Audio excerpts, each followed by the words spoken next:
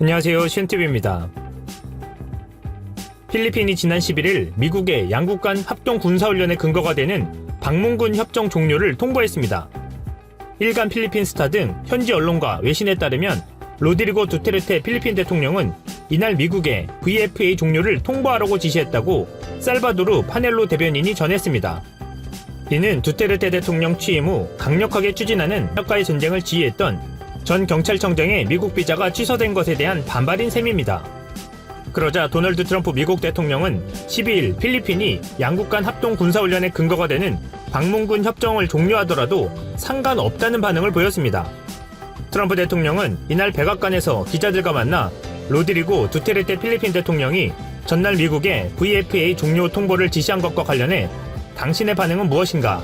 그를 달리 설득할 방도가 있는가? 라는 질문을 받고 솔직히 말해 나는 그 문제를 그다지 신경 쓰지 않았다라고 답했습니다. 그러면서 우리는 필리핀을 매우 많이 도왔다. 우리는 그들이 ISIS를 격퇴하는 것을 도왔다. 나는 실제로 잘 지낸다. 나는 그쪽과 매우 좋은 관계를 갖고 있다.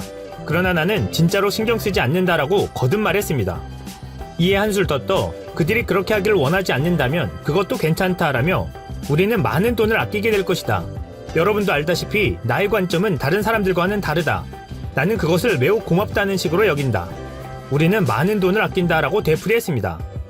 이러한 발언은 트럼프 대통령이 동맹국들과의 군사훈련에 대한 인식을 드러내는 단면입니다. 트럼프 대통령은 한미연합훈련에 대해서도 완전한 돈 낭비라면서 터무니없고 돈이 많이 든다. 워게임이라고 여러 차례 노골적인 불만을 드러내왔습니다. 이에 로이터는 미국과 필리핀 간의 방문군 협정이 실제로 종료되면 미국이 아시아 태평양 지역에 대한 전략에 큰 타격을 줄 것이라고 지적했습니다. 또한 방위비 문제로 아시아 지역에서 한국과 일본과 갈등을 겪고 있고 북한과 중국의 위협을 받는 상황에서 이번 같은 조치는 미국에 좋지 않은 영향을 미칠 것이라고 전했습니다. 로이터는 이어 마크 에스퍼 미 국방장관은 두테르테 대통령의 이번 조치에 대해 유감스럽다는 입장을 밝힌 바 있다고 보도했습니다. 에스퍼 국방장관은 또한 잘못된 방향이라고 지적한 것으로 알려졌습니다. 트럼프는 3년 전 IS 세력이 필리핀에 들끓었을 당시 미군이 단독으로 그들을 악랄한 공격으로부터 구했다고 거듭 강조하면서 그러나 나는 정확히 그것을 듣지는 않았다라고 말했습니다. 그러면서 나는 그들의 리더와 매우 좋은 관계를 갖고 있다. 무슨 일이 일어날지 지켜보자며 그들은 나에게 그것을 말해야 할 것이라고 밝혔습니다. 외신들은 트럼프 대통령이 대수롭지 않게 여겼다고 전했습니다. 이에 따라 VFA가 실제 종료될 가능성도 제기되고 있습니다. 필리핀은 미군이 철수한 지 7년 만인 1998년 훈련 등을 위해 입국하는 미군의 권리와 의무 등을 규정한 VFA를 체결했고 이후 필리핀에서 연례 합동 군사훈련인 발리카탄 등을 진행해왔습니다. 양국 간 협정에 따라 필리핀이 미국에 VFA 종료를 통보하더라도 180일간은 효력을 유지하게 돼 있습니다. 또한 양국이 1951년 체결한 상호 방위 조약과 2014년 체결한 방위력 협력 확대 협정은 그대로 유지됩니다. 이런 상황 속에서 미국의 합동 군사훈련의 근거가 되는 방문군 협정 종료를 통보한 필리핀이 중국 등과의 국방협력 강화를 모색하는 것으로 알려지고 있습니다. 13일 일간 필리핀 스타 등 현지 언론에 따르면 펠리몬 산토스 필리핀군 참모총장은 전날 미군과의 VFA가 없어도 국가안보가 가능하다라고 말했습니다. 산토스 참모총장은 그러면서도 안보 공백을 메우기 위해 한국, 중국, 일본, 인도네시아 등 영내 다른 국가들과의 국방협력 강화를 추진할 것이라고 밝혔습니다. 필리핀이 로드리고 두테르테 대통령 취임 후 실리 외교를 명분으로 친중국 노선을 펴고 있지만 고위 당국자가 남중국해에서 영유권 분쟁을 벌이는 중국과의 국방협력 강화를 거론한 것은 이례적이라는 평가입니다. 한국과도 방위비 문제로 갈등을 겪고 있는 상황에서 필리핀 행보로 트럼프의 입장과 생각이 드러나고 있습니다. 한국에 대해 50억 달러라는 무리한 방위비 전략으로 협상이 뜻대로 진행되지 않을 경우 한국에서의 연합훈련이나 주한미군 철수에 대해서도 오히려 좋다고 생각할 상황입니다. 우리는 필리핀 행보를 거울 삼아 최악의 상황을 염두에 두고 안보에 대한 좀 더 철저한 준비를 해야 할 것으로 보입니다. 이상 쉔TV였습니다. 외국인 뉴스 통신사인 로이터가 선정한 2018 로이터 랭킹 세계 최고 혁신대학에서 카이스트가 세계 11위로 국내 최고 성적을 차지했다. 작년에 이어 올해도 국내 톱이지만 작년 6위에서 5계단 하락한 점이 아쉽다.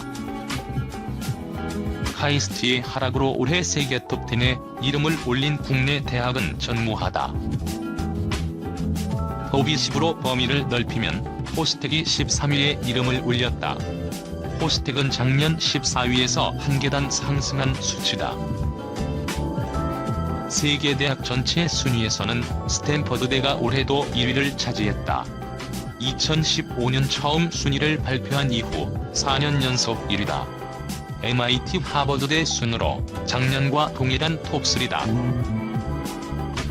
전체 100위에 이름을 올린 국내 대학은 총 8개교로 작년과 동일하다. 개별 대학의 세계 순위는 변동이 있었으나 국내 대학 순위는 카이스트, 포스텍, 서울대, 성균관대, 한양대, 연세대, 고려대, 지스트 순으로 동일하다. 로이터는 2015년부터 크레디베이트 애널리틱스와 협력해 학술 논문 영향력과 특허 출원 등을 기준으로 세계에서 가장 혁신적인 대학 100위를 선정해 발표하고 있다. 순위는 2011년부터 2016년까지 학술지에 가장 많은 논문을 출간한 약 600개의 교육기관을 대상으로 했다. 특허를 인용한 논문 등은 2018년 3월까지 조사 대상으로 삼았다. 특허의 수, 출원 비율, 인용 횟수와 산학협력 논문 비율 등 10개 지표를 합산해 종합 점수를 산출, 최종 순위를 매겼다. 로이터가 선정한 혁신대학 국내 1위는 카이스트다. 카이스트는 작년 6위로 아시아대학 가운데 유일하게 톱10에 들었지만 올해 5계단 하락한 11위로 톱10 진입에 실패했다. 포스텍이 13위에 이름을 올려 톱20 4자리했다. 작년 14위보다는 한 계단 상승했다. 서울대의 하락세가 아쉽다. 서울대는 작년 24위에서 올해 34위로 10계단 하락했다. 성균관대, 한양대, 연세대, 고려대, 지스트 순으로 총 8개 대학이 톱100에 들었다. 작년과 세계 순위 변동이 있었지만 국내 대학 순위는 동일하다. 작년보다 순위가 상승한 대학은 성대, 연대, 고대다. 성대는 작년 48위에서 올해 39위로 9계단 올라 상승폭이 가장 컸다. 고대가 작년 69위에서 한 계단, 고대가 작년 77위에서 2계단 상승했다. 반면 한대, 지스트는 순위가 하락했다. 한대는 작년 61위에서 5계단 하락한 반면 지스트는 작년 83위에서 15계단 하락해 하락폭이 큰 편이었다. WB 세계은행이 한국에 대해 코로나19 대응 능력을 높이 평가해 WB 세계은행 긴급 의료 지정 국가로 선정했습니다. WB 세계은행의 빅토리아 쿼과 동아시아 태평양 담당 부총재와 아넷 틱슨 인접개발 담당 부총재는 최근 허장 기획재 정부 국제경제관리관에게 서한을 보내 한국의 WB 긴급 의료 지정 국가 사실을 알렸다고 기획재 정부는 전했습니다. 이 서한의 세계은행은 한국 정부와 국민들의 코로나19 대응 조치에 큰 인상을 받았고 다른 회원국들이 한국 경험을 통해 얻을 교훈이 많다고 평가했습니다. 특히 한국을 세계은행의 긴급 의료 지정 국가로 선정한다면서 한국의 코로나19 대응에 대한 사례 연구를 추진할 것이라고 밝혔습니다. 또 WB 세계은행이 보건 전문가를 WB 한국 사무소에 배치하는 등 한국과 WB 세계은행 간 보건, 의료 분야의 구체적인 협력 방안을 전달했습니다. 세계은행은 그동안 의료 수준과 접근성, 안전 등 사회 인프라 등을 종합 고려하여 태국과 싱가포르를 긴급 의료 지정 국가로 선정하여 운영했습니다. 한국이 WB 세계은행에 선정됨에 따라 필리핀과 캄보디아, 몽골, 베트남 등 WB 동아태 지역 29개국에서 근무하는 WB 직원과 가족, 출장자의 긴급 의료 상황 시 한국에서 의료 진료를 받을 수 있는 기관이 마련됐다고 기재부는 설명했습니다. 미국에서 혈장 치료를 받은 신종 코로나 바이러스 감염증 환자 76%의 증세가 완화됐다는 연구 결과가 나왔다. 혈장 치료는 바이러스에 감염됐다가 회복된 환자의 혈액 중 액체 성분에 포함된 항체를 치료제 대신 투여하는 치료법이다. 국내에서도 중증 환자 2명이 혈장 치료에 효과를 봤다는 연구 결과가 나오면서 혈장을 이용한 코로나19 치료제 개발이 기대되고 있다. 하지만 국내에서는 혈장 공여자가 없어 회복 환자의 혈장을 구하지 못해 난항을 겪고 있다. 에릭 살라자 미국 휴스턴 메소디스트 연구소 병리학과 교수팀은 코로나19 환자 25명의 혈장 치료를 도입한 결과 그중 19명의 상태가 개선됐으며 이 중 11명은 병원을 퇴원했다는 연구 결과를 국제학술지 미국 병리학 저널 2일자에 발표했다. 이번 연구는 미국 국립보건연구원과 미국 육군연구소 등의 연구 지원을 받았다. 혈장 치료는 바이러스에 감염됐다가 회복된 환자의 혈액 중 액체 성분에 포함된 항체를 치료제 대신 투여하는 치료법이다. 우리 몸의 피는 적혈과 백혈구, 혈장으로 구성되며 가시 혈장은 90%의 물과 7에서 8%의 단백질, 2%의 기타 성분으로 이루어진다. 감염 뒤 약 일주일 뒤부터 환자의 몸에는 병원체에 대항하기 위해 바이러스 단백질 일부를 인지하는 면역 단백질인 이뮤노글로불린 M과 이뮤노글로불린 G 항체가 형성된다. 이들을 중증 환자에게 투여해 치료 효과를 노리는 방식이다.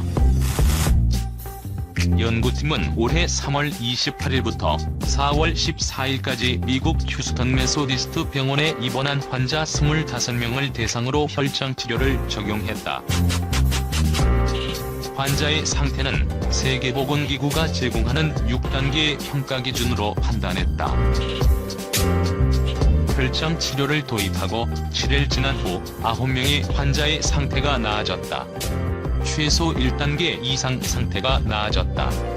7명은 상태가 회복돼 퇴원했다. 14일 지나자 19명의 환자의 상태가 최소 1단계 이상 나아졌고 이 중 11명은 퇴원했다. 연구팀은 미국에서 진행된 혈장 치료 연구 중 처음으로 동료평가를 받은 결과이자 혈장 치료 관련전 세계에서 가장 규모 큰 연구라며 부작용이 없는 혈장 치료가 안전한 코로나19 치료 방법이 될 것이라고 말했다.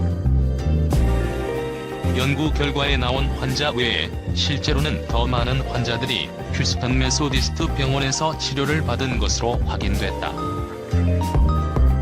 총 74명의 환자가 이 병원에서 혈장 치료를 받았고 50명이 현재 퇴원하거나 회복 중인 상태다.